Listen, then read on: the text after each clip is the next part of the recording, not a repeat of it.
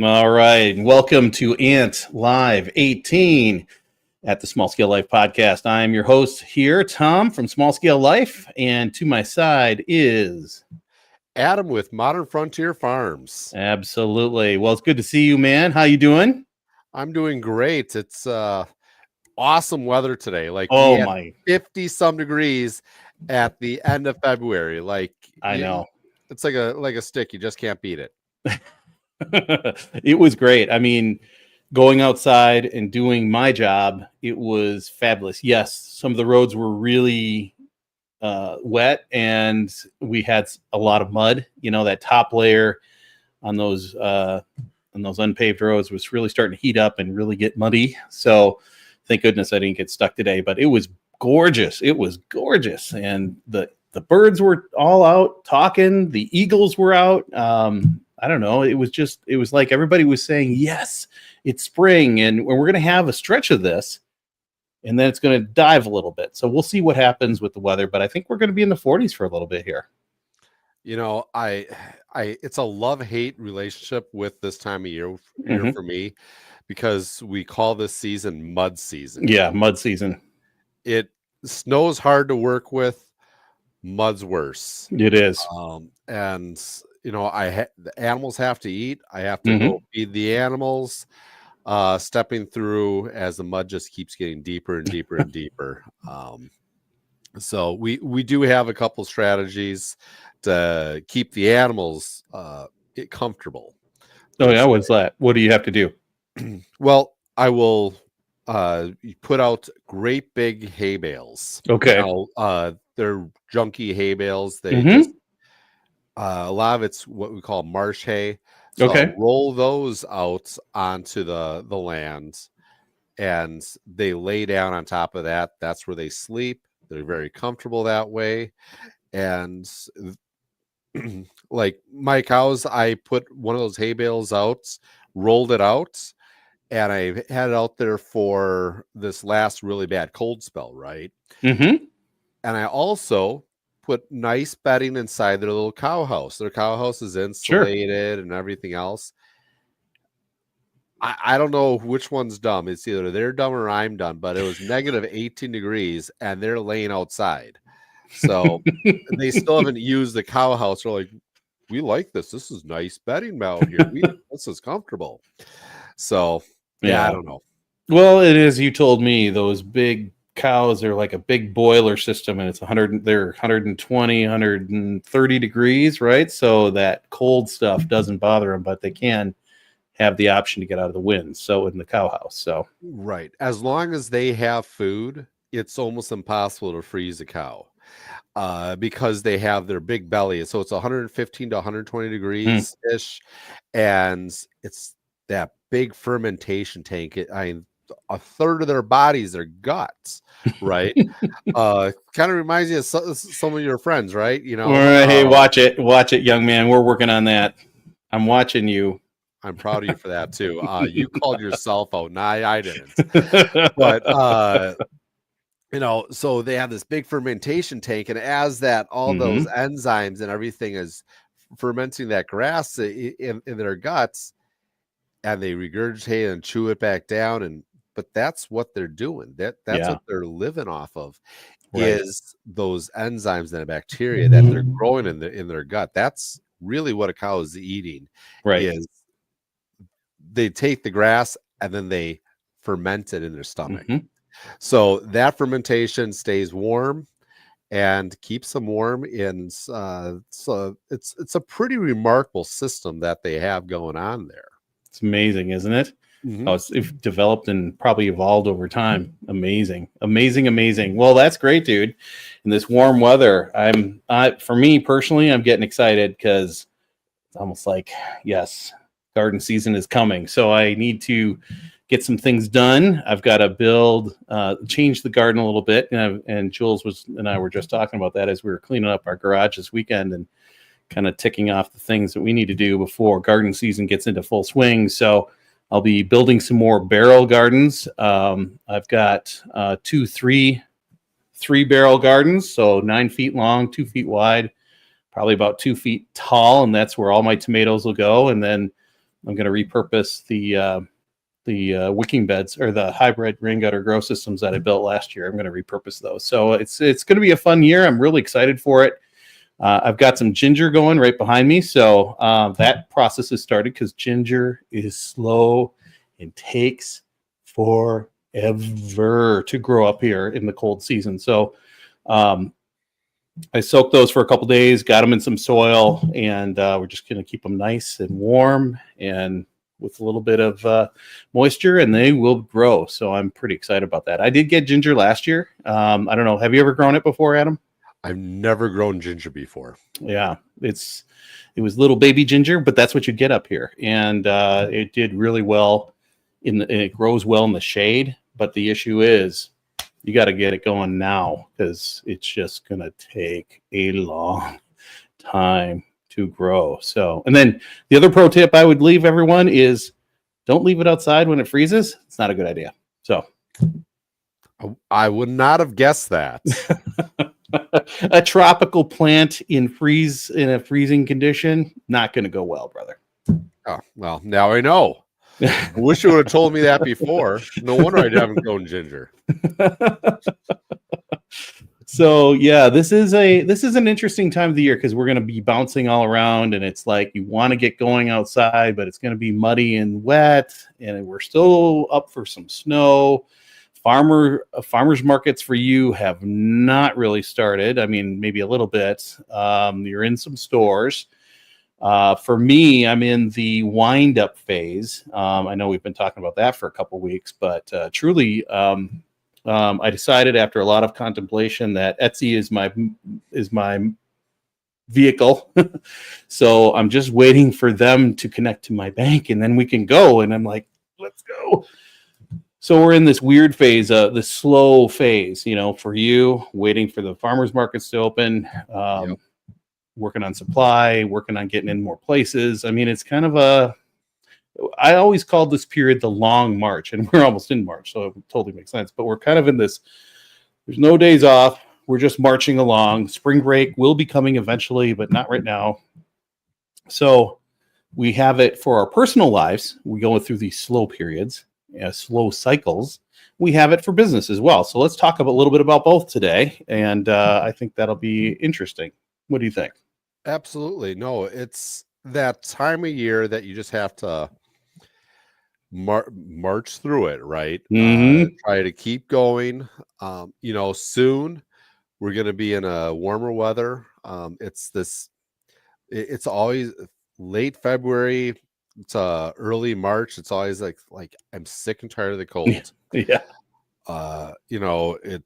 And then it's either going to be snowy and cold, or it's going to be frozen and muddy. It's like, it's some of the worst weather you can possibly get is this time of year. Once we get past middle of March, like March 15th, what they say, in like a lion, out like a lamb. Yeah. Yep. Yes. So, yeah, and then the April showers bring May flowers. That's another one where we usually have a lot of rain coming in, and that we'll have to prepare for that too. But this is a time for really kind of digging in. We're kind of coming out of the hibernation phase a little bit, and we'll be getting into starting to move a little bit. But we can use this time, the cycle, and there's cycles in everything. Cycles in the seasons, spring, summer, fall, winter, and cycles in our lives, where we're getting, birth, maturing into our middle years, and then death, right? So there's all these cycles that go on, and businesses are the same way, where you have that excited launch and that growth, and then all of a sudden you hit slowdown and recession, and then rebirth, right? Coming out of that, and so now is the time to kind of to figure out what we're going to do to keep us moving forward, I think. Absolutely. Yeah. It's important to just go, this is just a time. Mm-hmm. And you have to identify that, right? Was it right off the bat, you got a really big hit, really good advertisement, a video that you did really hit off. Mm-hmm. Got 150,000 views and likes on that one, and it's like, yes, that'd be cool. Nice. That'd be nice. Not all of us can do that, Adam. Right. But, is it a freak accident Right. that you ended up selling a bunch of stuff right off the bat? Right. Right. And then, or is it a seasonal thing? It could Mm-hmm. be a seasonal thing. Like right now, it's not market season, so I can't get in front of as many people. Right. And what is the reason for that lull? Mm-hmm. Even in your life, like what Yeah. is the reason for the lull? Is it Mm-hmm. because, well, you're just maintaining and you're waiting for other things? So what are you going to do during that lull in your life, in your business? Uh, do you need to do something to spark that business back up? Do you need to, is it something you just got to weather through and go, well, in 2 months, I'll be busier than I know, and maybe I just Right. need to relax and set Right. myself up for success and make it easier. Then give yourself a couple gifts to the future self. And, Yeah. like, okay, well, I'm not going to sit here and watch Netflix and YouTube videos all the time. I'm going to get myself in a productive position Right. so that when the season happens, it happens, and I'm going to be ready for it and be more Right. efficient. And not to be flippant, but a little bit of this is like rainbows and unicorn farts, because you're watching your bank account go, start to go like this, and you're going, holy crap, this is how we're going to pay the bills, and that panic sets in, and even just starting out, it's like I mentioned this last week, where I'm looking at all my expenses and I'm like, ooh, I suddenly racked up a little bit of money, and I got a couple orders, yay. And then, some marketing stuff went out, and it went down again, and I got to get some more customers. And, you start to panic a little bit. So, but there are things you can do to set yourself up for success and use this time. And I think it's really important too. Yeah. Gift to your future self is really big. And we don't think about that. It's all about production, and maybe not. Maybe that's not what we should be doing right now. Yeah. A lot of people will, in the farmers market community, will sit there and take this time of year. They'll go on vacation, they'll do this, they'll do that. For me, I'm trying to build something beyond just the farmers market stands. If maybe you are just, hey, this is okay, and where's your comfortable, where are you comfortable with, right? But weather through it. Things will happen, if long as you do the work. I had a friend of mine that was running a business that he got right off the bat. He was doing did a bunch of marketing, got it up and running, and it was really fun right off at first. And he sold a bunch, and then it twiddled out. And he goes, why did it twiddle out? What happened? Where are all my customers? Well, he ended up saturating the market to a point where they didn't need it anymore, And he and couldn't have satisfied the whole demand. I mean, this is a big region, a big community maybe that he's in, or big nation. So he made he made these cutting boards, right? Oh, okay, gotcha. And they're wonderful cutting boards, and he's a great personality, and he sold them. He kind of saturated the market to a point where it's Gotcha. like, there's no one else. Everyone, the customers that he had would come back and talk to him, right? But you only need how many cutting boards in your life? Ah, yes. This is a problem that florists run into too, right? Like a wedding florist like Jules, where yes, you win the project, you do a big wedding, get paid, profit, everybody's paid, great. Then what? Right? Because next year they're not getting married. I mean, there's an anniversary, you can maybe get flowers there, or Valentine's Day, but they might go to a shop. So I get it. I totally get what you're talking about, man. So you have to start finding new markets. How are you going to reach someone else? Right. A product or diversify, which is dangerous too, but we'll get there. Right. And that's always an option too. But something like, say, meats where Right. you eat that every day, or like Tommy cakes, where every you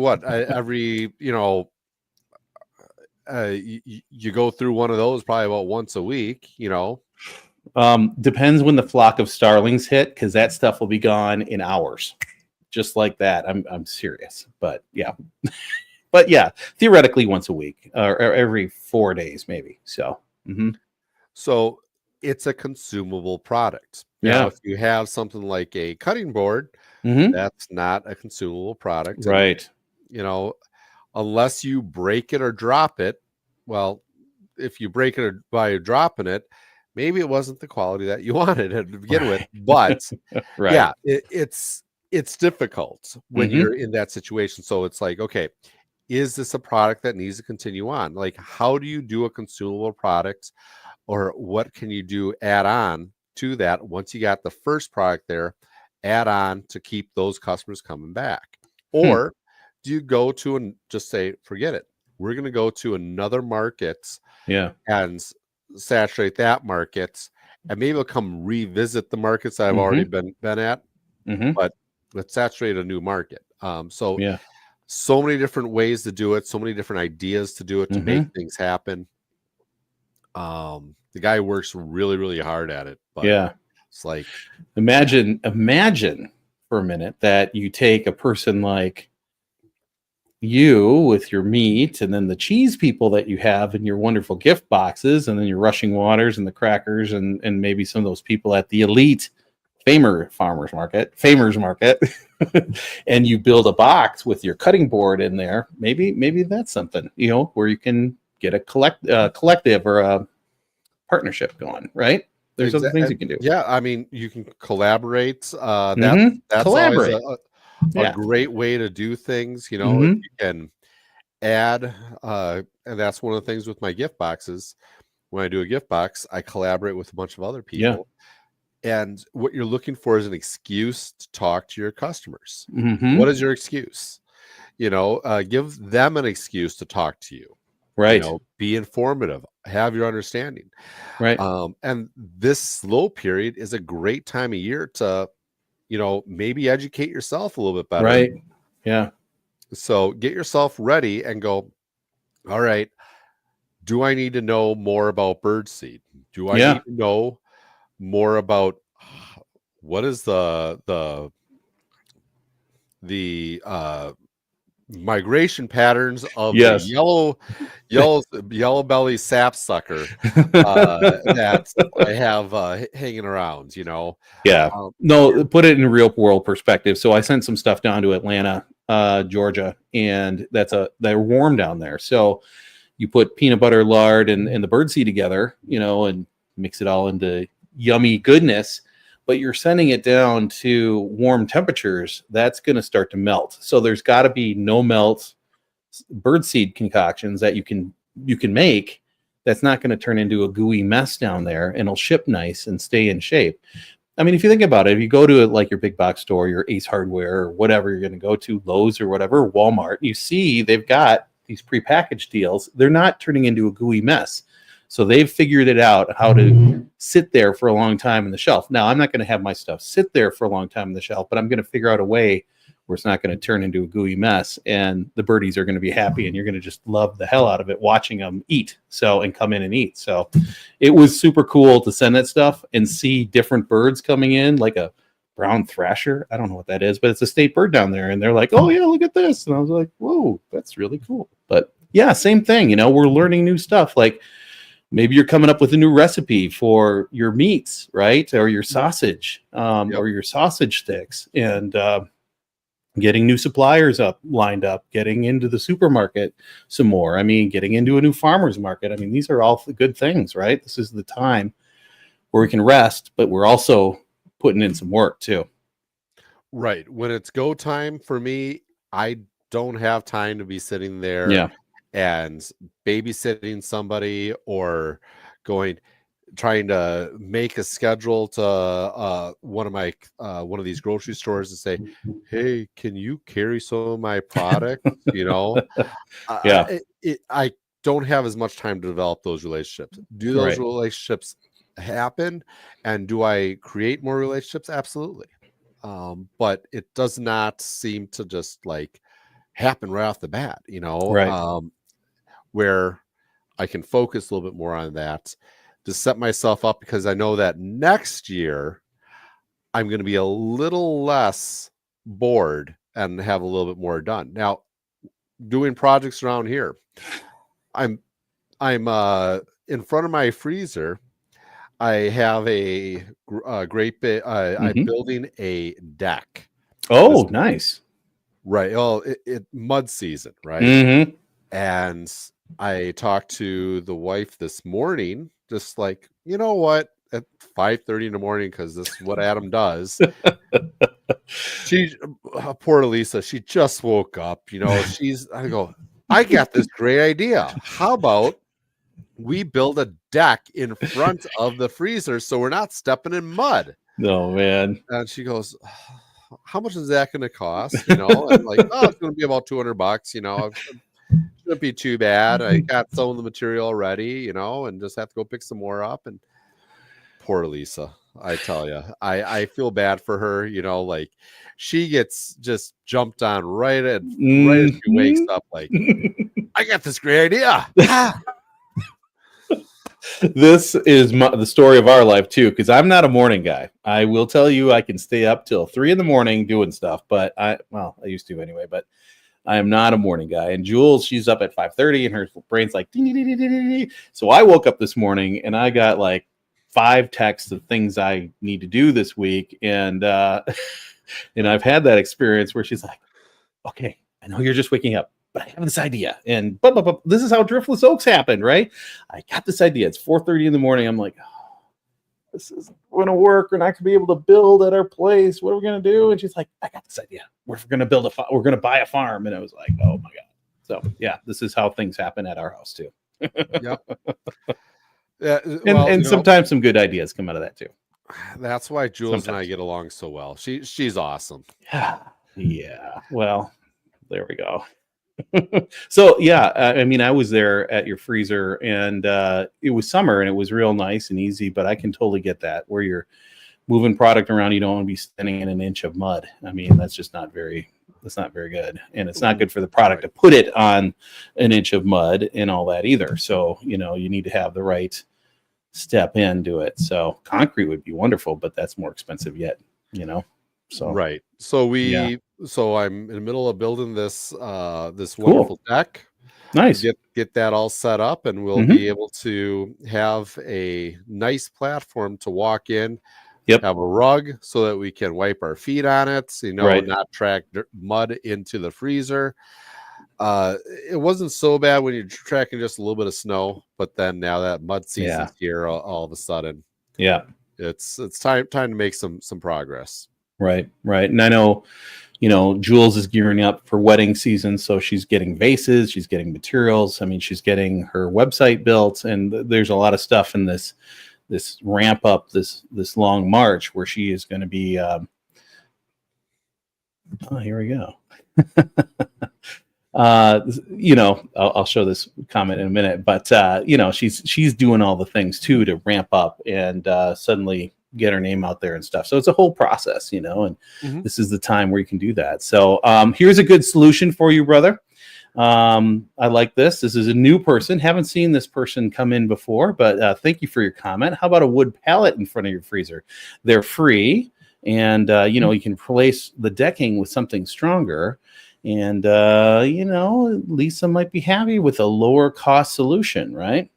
Well, I already started building the deck, number Okay. one, but we actually were using a couple of pallets in front of the freezer.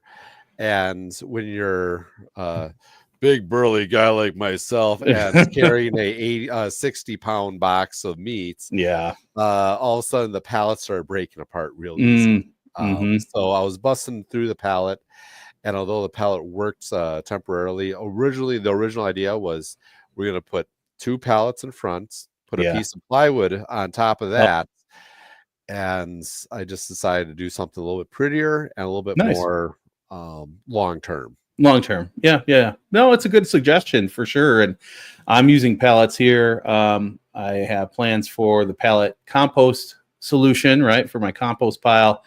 And then I'm using pallets, a pallet for my wood rack in the back to store extra firewood back there. And I want to put a fire pit back in that area too. So yeah, pallets are wonderful. You can do all kinds of cool stuff with them.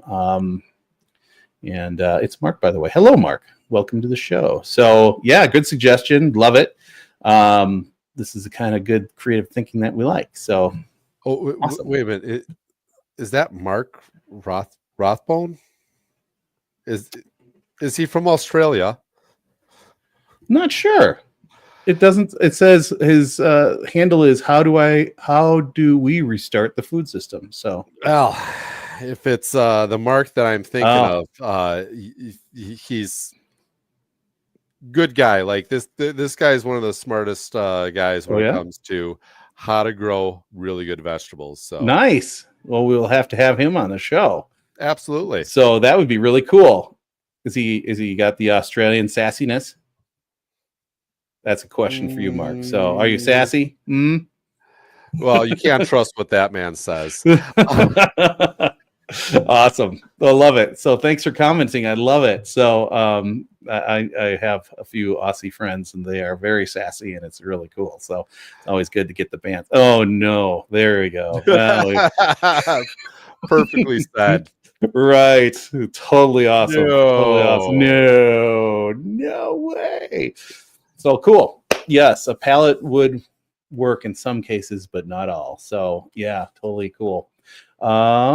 Yeah, so lots of things are happening here as we all ramp up. And I was just thinking about that too. I mean, I'm working on molds, I'm working on all kinds of things. I just bought a new mold coming in, so I want to test that out. And yeah, this is a time to get your stuff nailed down and in place, especially for new business operators like myself, learning the ropes and tracking all the expenses. So it's good stuff.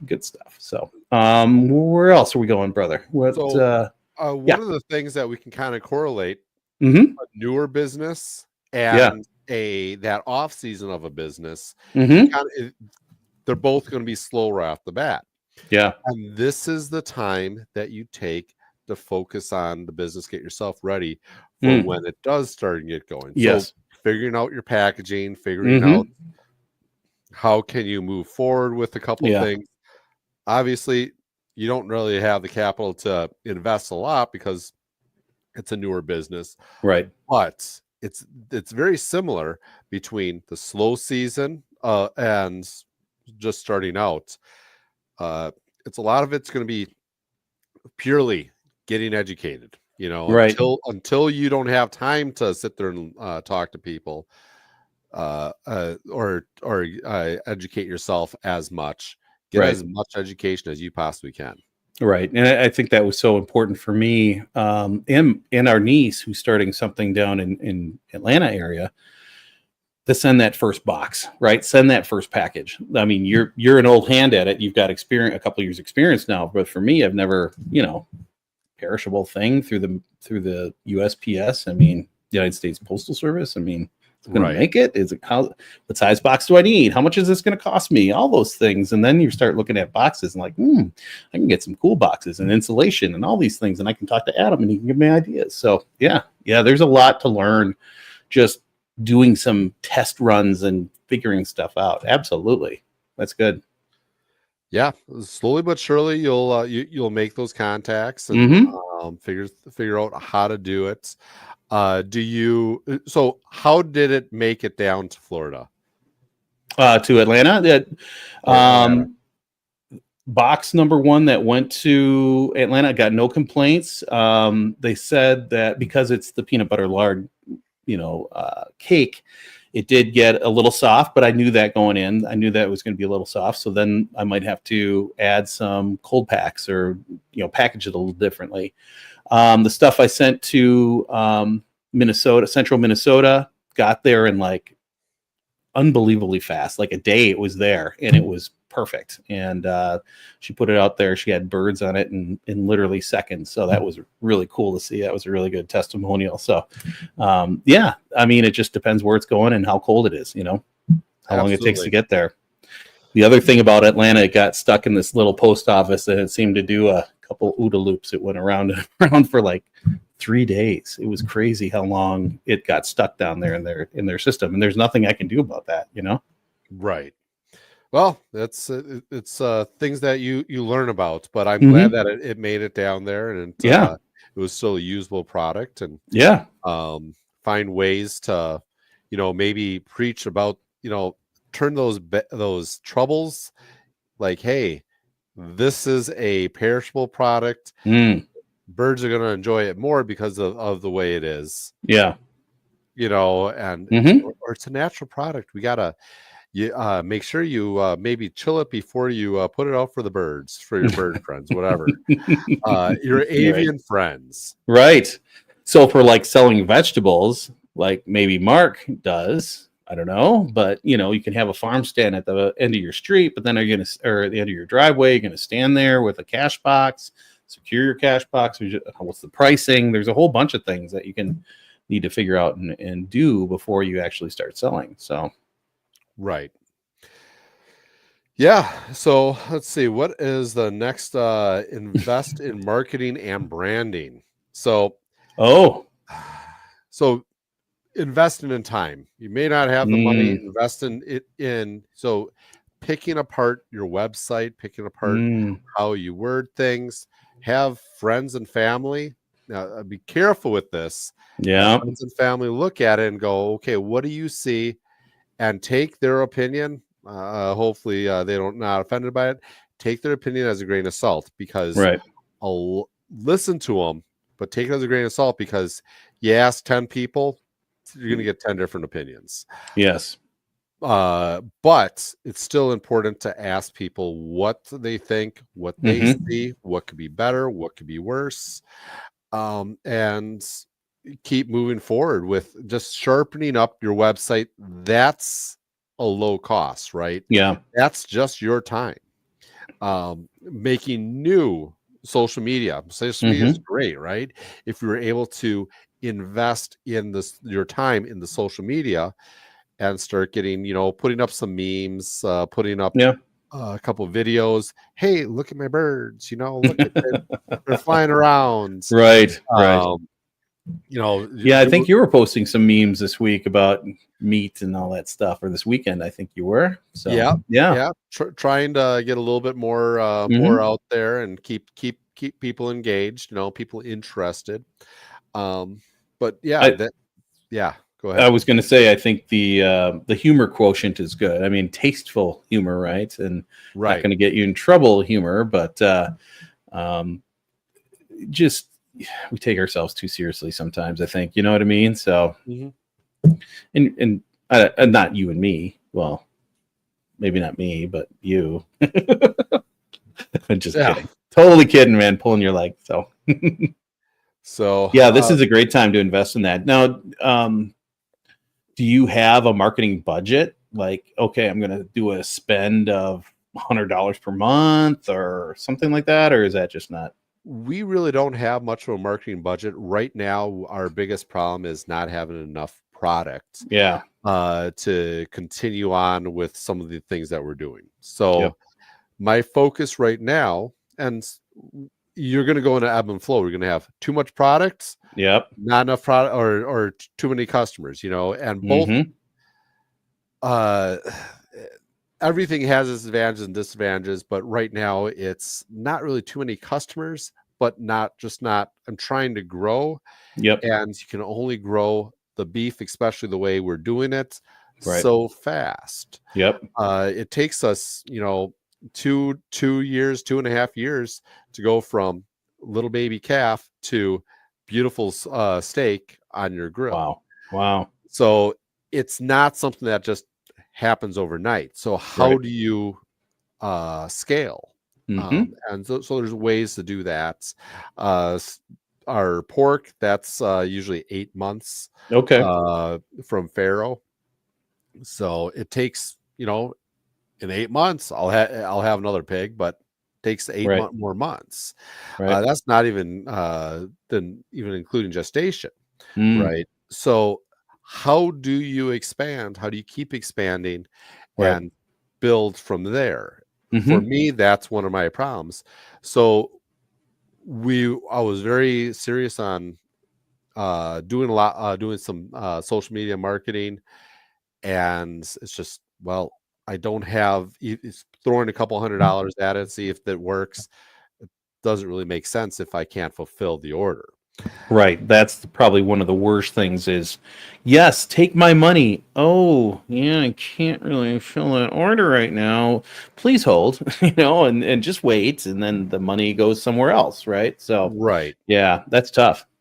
So we are, I mean, we have plenty of product for the customers that we do have, Mm-hmm. and slowly growing, but to sit Yeah. there and add on, if the social media would work really well, all of a sudden Mm-hmm. here we have 20 orders. Well, Yep.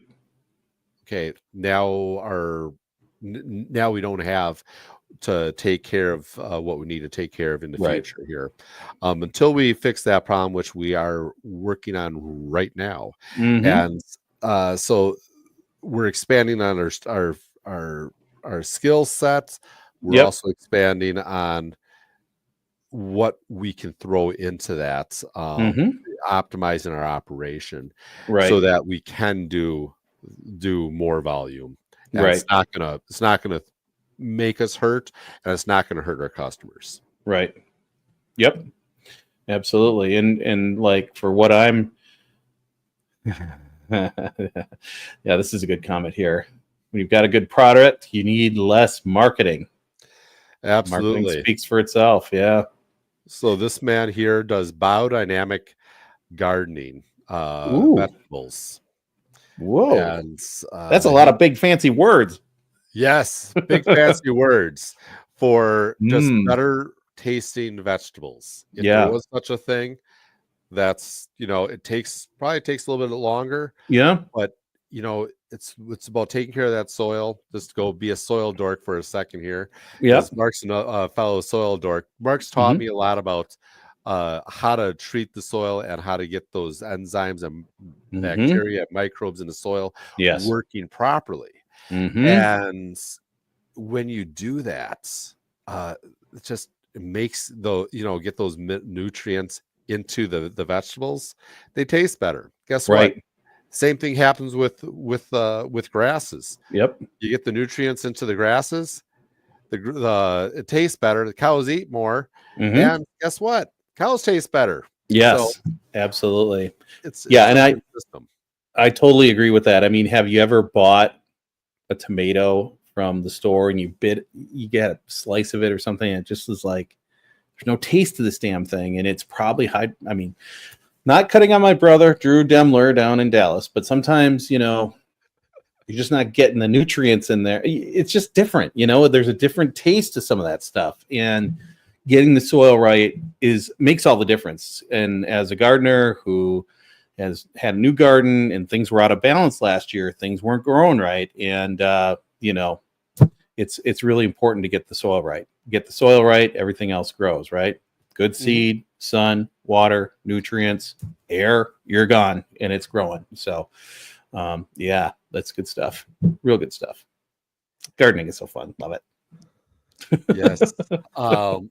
So there's you can diversify your Hmm. income, try and find different ways. One of the things that I worked really well for me last year, I I started a job at a local grocery store that now sell at. I worked in the meat department. I was being paid to be educated Right. on what my customers want, what prices are, Hmm. and started really noticing things. Plus, I was building Yep. relationships with the management there. So, Hmm. and with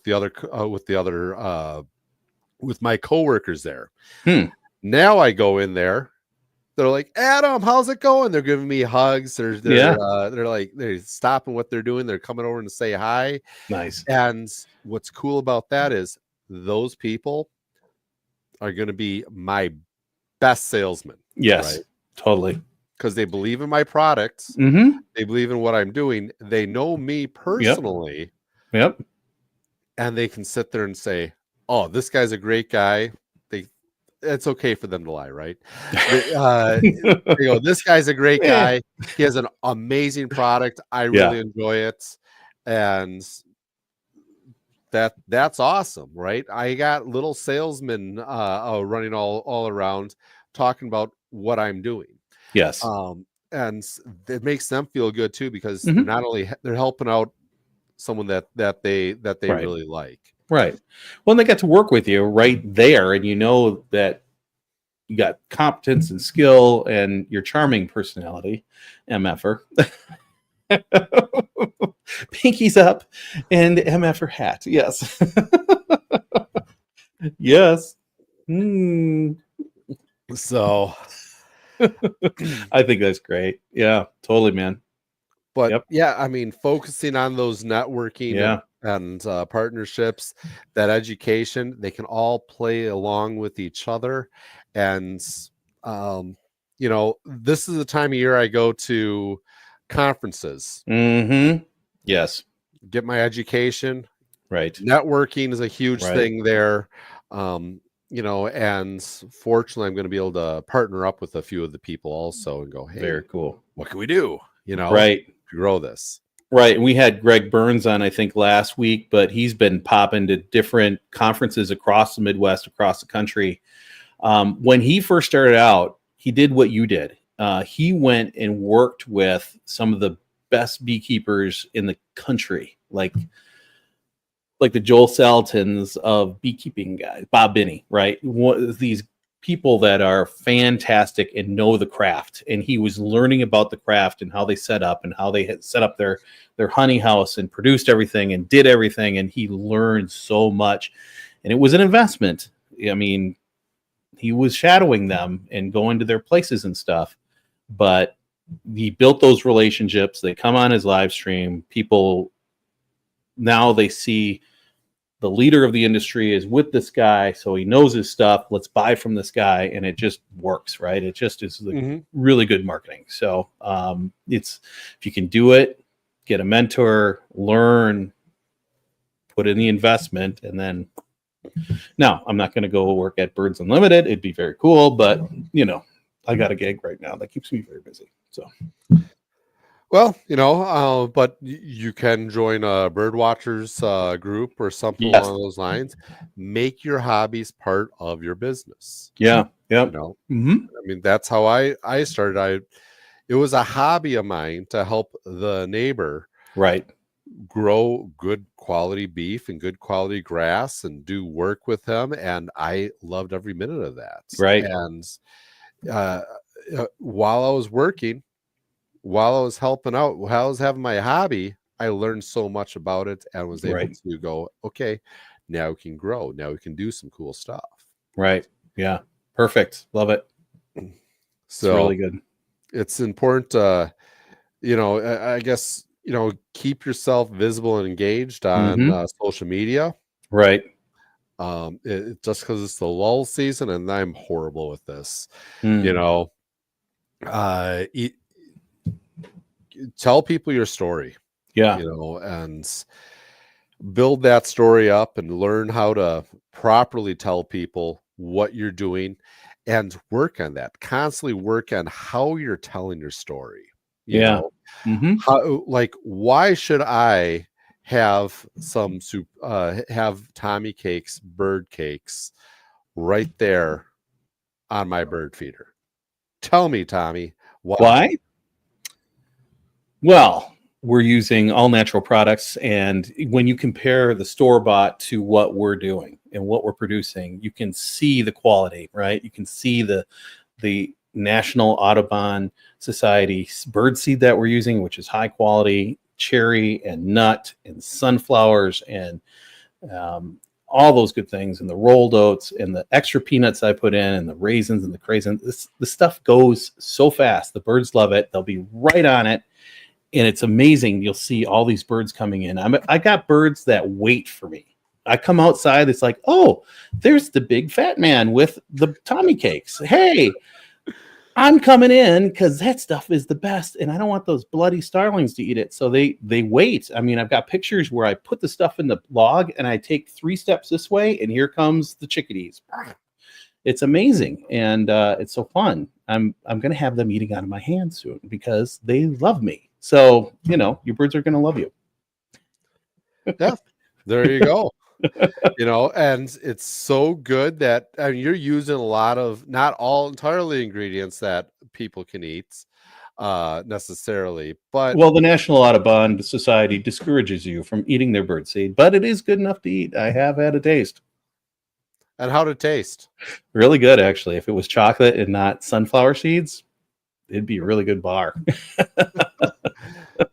Maybe you should try that. Yes, I think I will. Edible Tommy cakes. Yummy. Yum, yum, yum, yum, yum. So the other thing is, it's a slow time of year. Yeah. That positive mindset. Oh, yeah. That's the most difficult thing, right? To sit there and go, is this ever going to end? Am I doing the right thing? I just invested hundreds, thousands, tens of thousands of dollars into this endeavor. And I'm 6 months in and I can't sell a darn thing right now. Is this even worth it? Yeah. And that's been stuff that my wife and I have done is we invested a bunch of money, and then I'll be honest with you, our first boxes that went out with the group I was working with, I wasn't too impressed with it. So we had to change. So do you have to change what you're doing? Do you have to make some adjustments? This is the time of year to do it, but don't give up. Just because it didn't. How many businesses fail first time around? A lot. My original plan fell on its face because I didn't have control of all the quality that I felt like we needed, and it, unfortunately, I think I ruined a few customers because of that, but that's okay. You'll find more.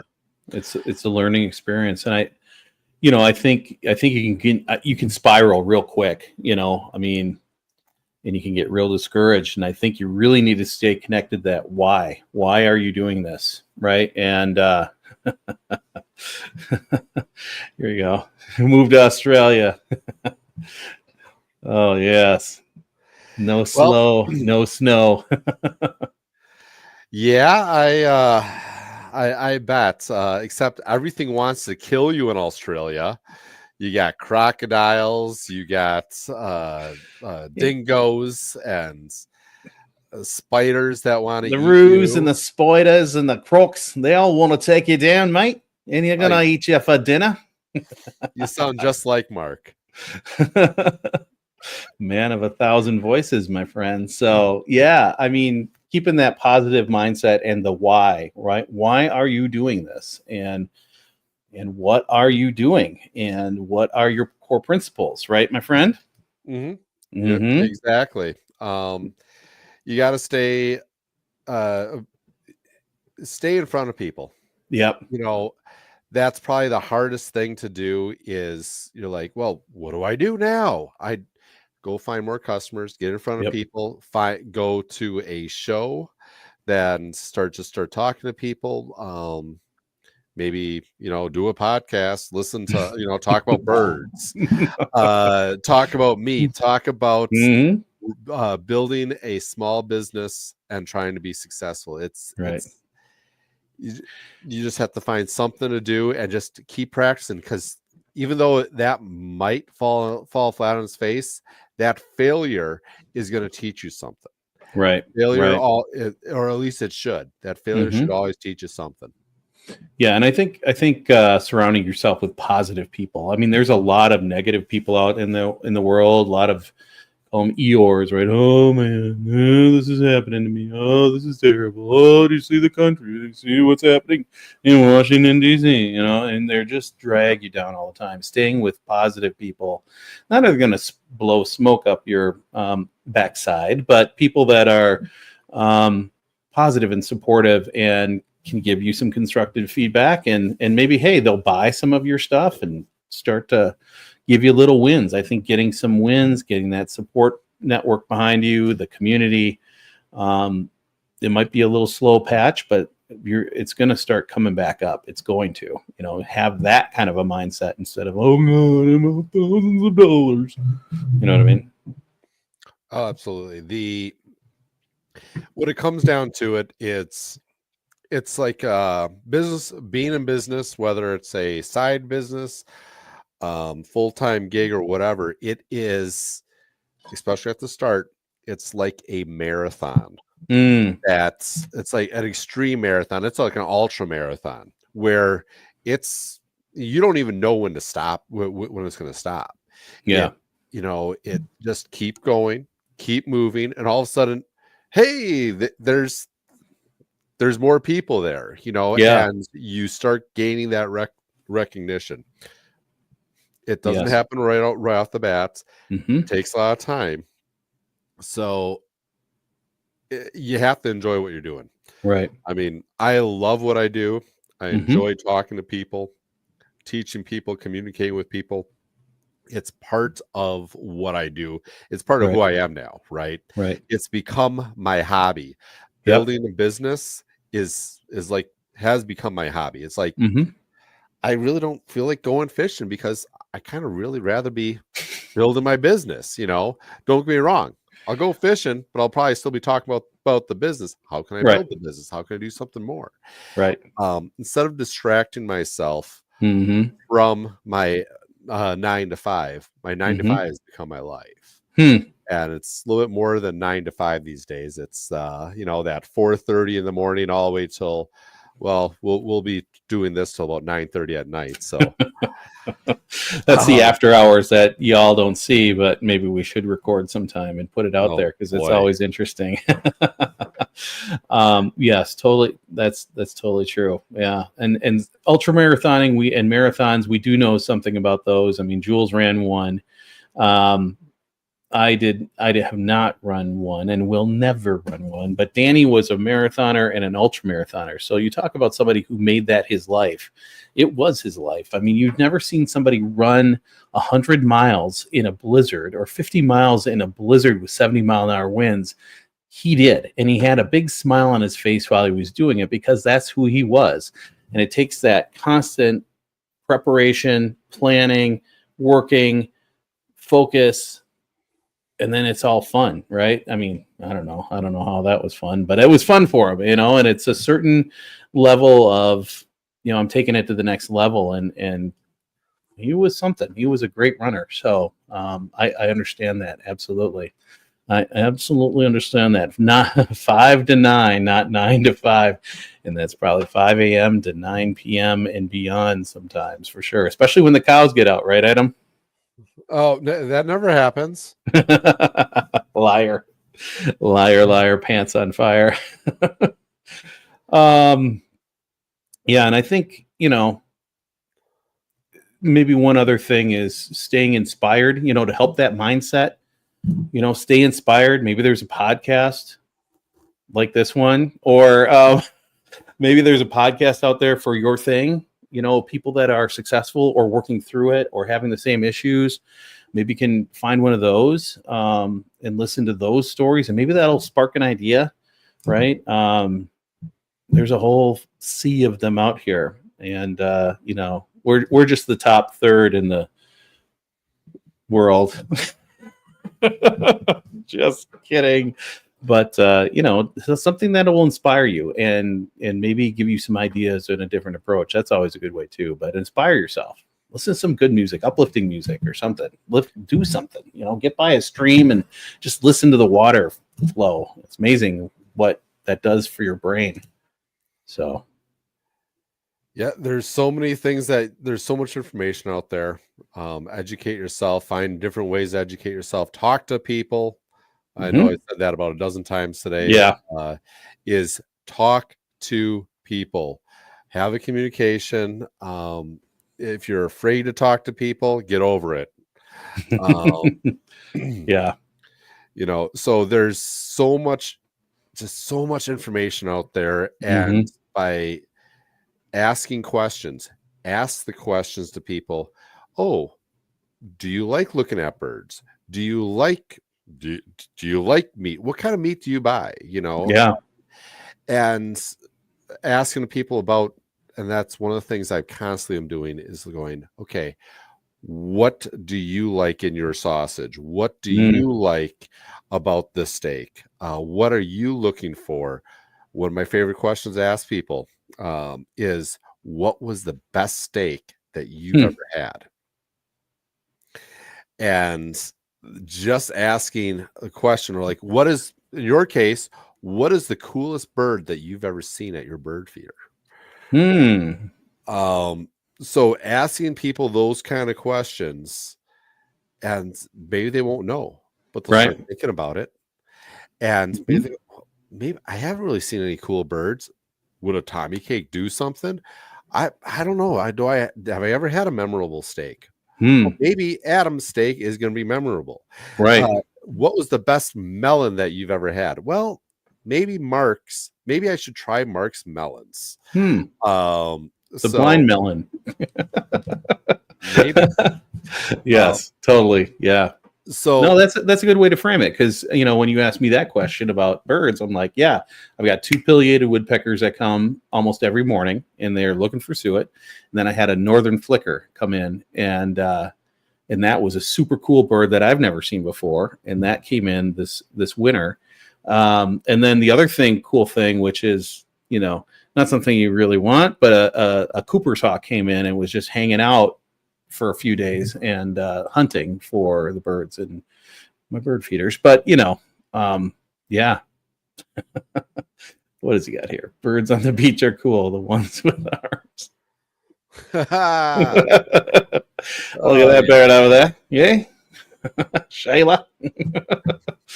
Oh man. Oh, here we go. Here's my buddy. Our buddy, the bee whisperer himself, the Michael Jordan, not the basketball one, but the more famous one. So, yes, awesome. Very good. Michael's got some great stuff, and he's got a great story too, where he's been on Small Scale Life, but that was way back in 2017, talking about his journey and getting into beekeeping and making some of the best meads you've ever had in your life. It's magical stuff. So yeah, awesome stuff. It's really good. That's one of the coolest things about this community is we just have so many awesome flavors of food Oh for yeah. food and to consume, and um we're all artisans at what we Mm-hmm. do, and you have to be an artisan at what you do, right? Right. If you're going to be a beekeeper, you got to be an artisan beekeeper, otherwise you're just making sugar water. Yeah. Just making a honey or a sweet concoction that whatever, Mm-hmm. just bee vomit, right? um Bee vomit. Come on now. Yeah. Tommy cakes, Yeah. those bird seed, that you care about what's in that bird seed. I Mm-hmm. care about how my meats taste, Yeah. what goes into it, and how that can bring you what that can do for your body possibly. And Mm-hmm. we just eat we have so many good foods and so many good opportunities to have good quality. Right. So you take a really great quality honey.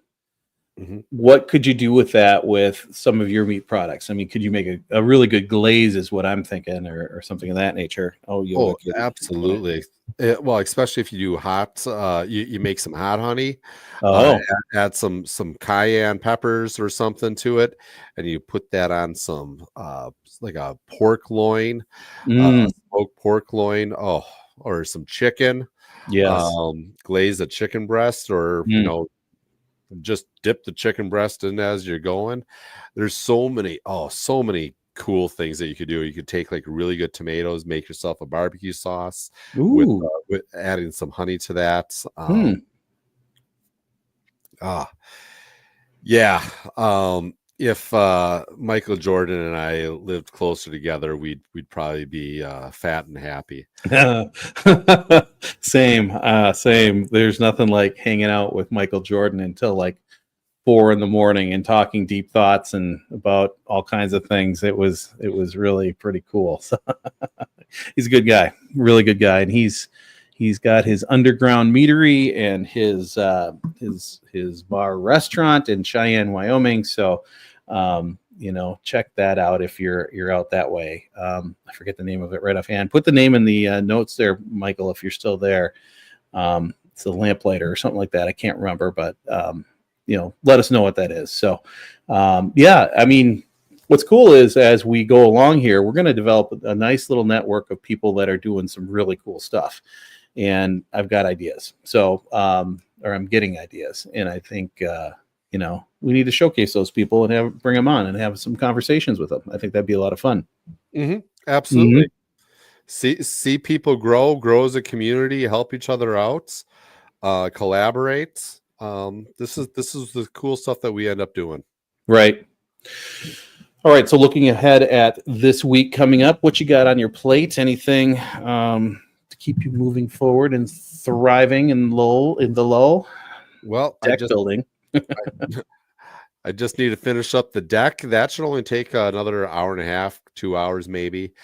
So that's moving forward. Our next, I have a couple customers I have to drop some product off to.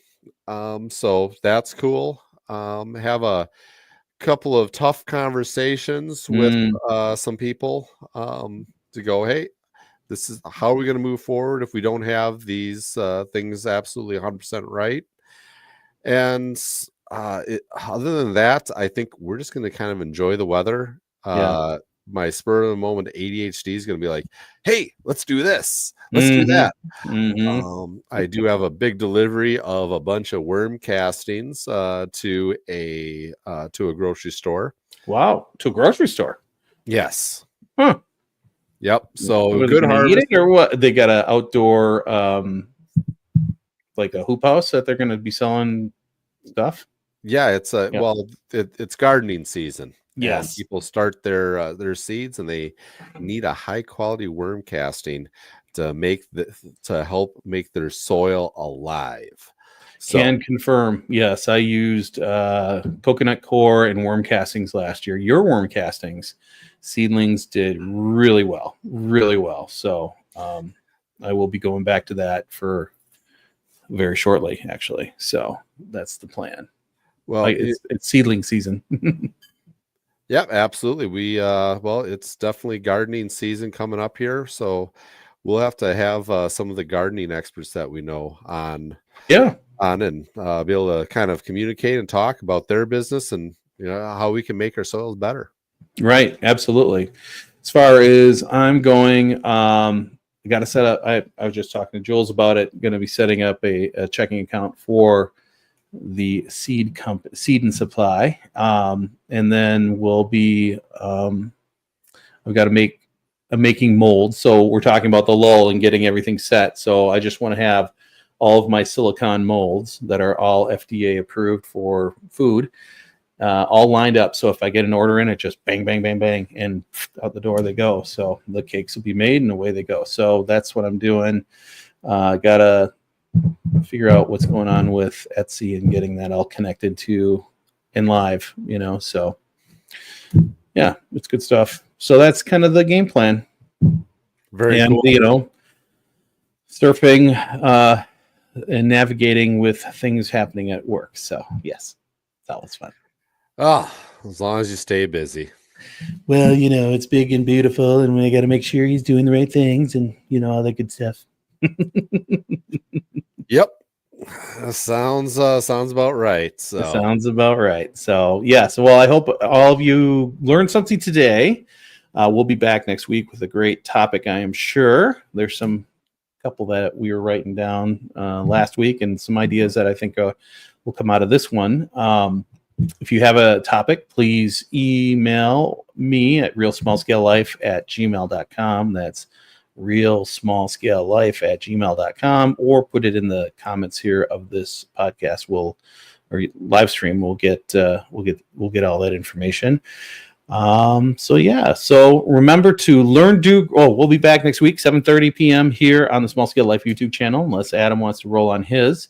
And and in the meantime, remember to learn, do, grow, be a little better every day. This is Tom from Small Scale Life. And this is Adam with Modern Frontier Farms. Peace out, guys. Absolutely. So we'll see you next week. Take care, everybody.